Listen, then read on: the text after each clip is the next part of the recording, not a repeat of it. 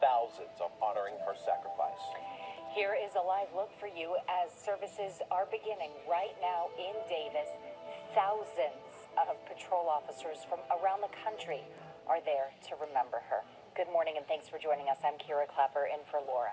And I'm Marcus Washington. That law enforcement from across the country here in the Bay Area, all right there giving their condolences. Our NBC Bay Area Sky Ranger flew over Oakland, and you can see right there the motorcade of officers leaving, heading to Davis. NBC Bay Area's Bob Riddell, live for us in Davis. And Bob, just a touching moment to see so many people come together. Thousands of law enforcement members, the estimate is around 6,000 officers and deputies, not only from around Northern California, Marcus and Kira, but from around the country. They're here for the service at the UC Davis Art Pavilion behind me. That's going to be starting at any moment, as scheduled to start at 11 o'clock, to pay their respects for the City of Davis police officer Natalie Corona. She was brand new to the force. She was just 22 years old. I want to show you what happened outside the pavilion. This is about 45 minutes ago as her casket was wheeled inside. Hundreds of officers and deputies stood at attention, saluting Officer Corona. Her three younger sisters, her mother, and her father escorted her inside.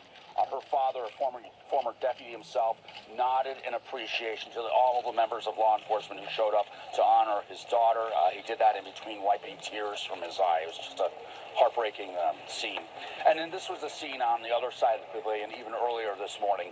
You see this long line of people. I'd estimate there was at least a few hundred people, if not more, here to attend Officer Corona's service. Again, these are civilians.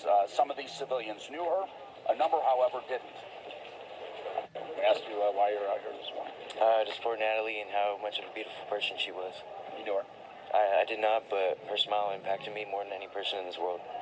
Here to support, obviously, Natalie and her family, and support our police department as well, and just support our community. I live here in Davis, and this is my community, so also here to support everyone.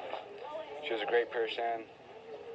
She was tough because she can just smile through anything, and I know she cared for me as much as I cared for her. So we're just here to show our love, our support to her family and all her friends and everyone who, we lost one, but we also gained a beautiful angel.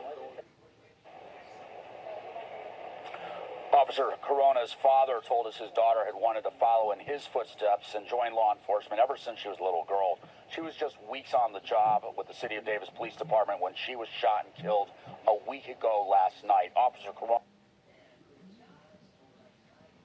was responding to a traffic accident when a man rode up to the scene on a bicycle, shot her in the neck a couple more times after she fell to the ground. That shooter, Kevin Douglas Limbaugh, he was shot and killed. He shot and killed himself at his home, not far from where he shot Officer Corona.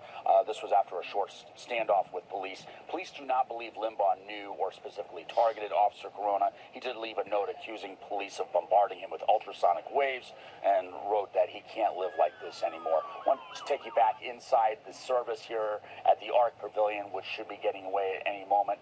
And just when you're walking around and you're waiting for the service to begin, just give you a sense of how far away some of these officers are coming from. You mentioned Oakland. Police officers from all over the Bay Area, San Francisco, Mountain View, Livermore, and of course many in the Central Valley and the Sacramento area as well. Reporting live here in Davis, Bob Riddell, NBC Bay Area News.